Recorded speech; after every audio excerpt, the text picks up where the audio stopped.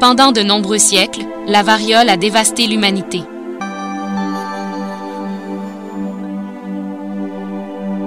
On en mourait une fois sur 3.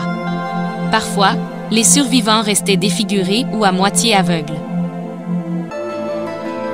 En 1715, l'aristocrate anglaise Lady Montague souffrit d'un épisode de variole qui défigura sévèrement son beau visage. Son frère en mourut quelques mois plus tard.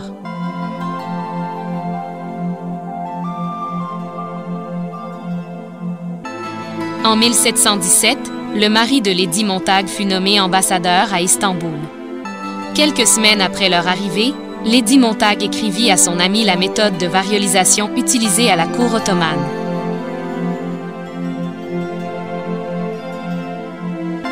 Elle avait découvert que la variolisation était largement pratiquée en Turquie et qu'elle était considérée comme sûre et efficace. En 1718, elle ordonna au chirurgien de l'ambassade, Charles Maitland, de vacciner son fils de 5 ans. La procédure consistait à faire une légère piqûre sur le bras avec une lancette et introduire du liquide prélevé sur des pustules de variole de patients qui avaient des cas bénins de la maladie.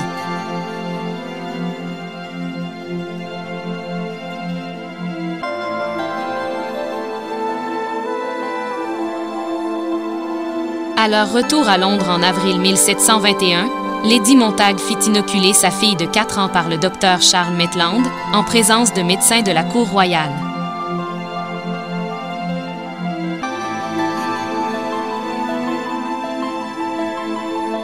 La pratique se répandit rapidement à la cour de Londres, chez les aristocrates et chez les militaires. Dans la même année, la variolisation sera utilisée à Boston lors d'une grave épidémie de variole. Le traitement coûtait cher. Seuls les riches et les militaires britanniques pouvaient en profiter. Benjamin Franklin militait d'ailleurs en faveur d'une inoculation accessible aux plus pauvres.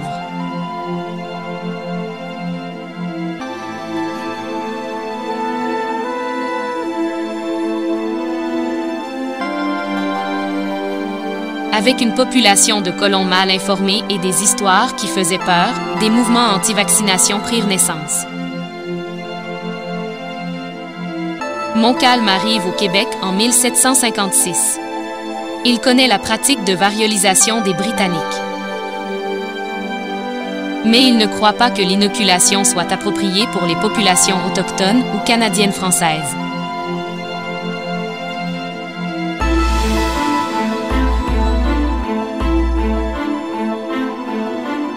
En avril 1775, au début de la guerre d'indépendance, les Britanniques étaient immunisés contre la variole alors que les Américains et les Français y avaient été peu exposés.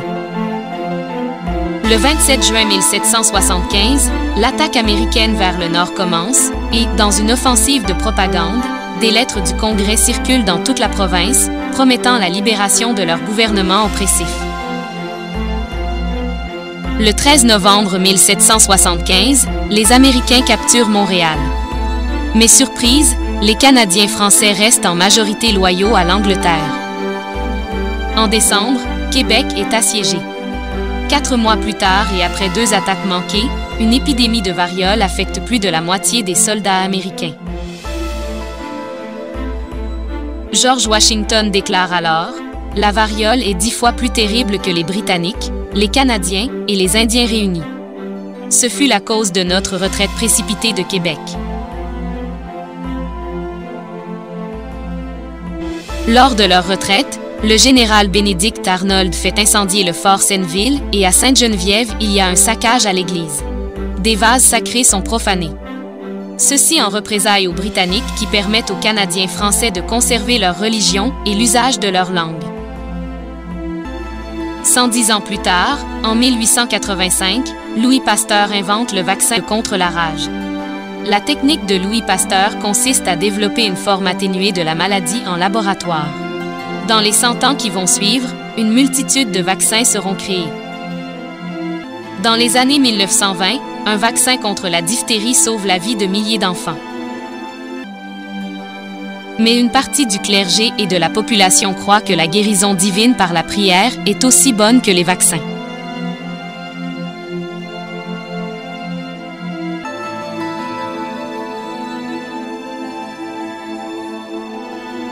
Malheureusement, en 1930, dans le petit village de Sainte-Geneviève en banlieue de Montréal, une épidémie de diphtérie fait rage. Au moins 22 jeunes en meurent. Voici le témoignage de Laurent Wilson, le fils d'un des médecins du village à l'époque.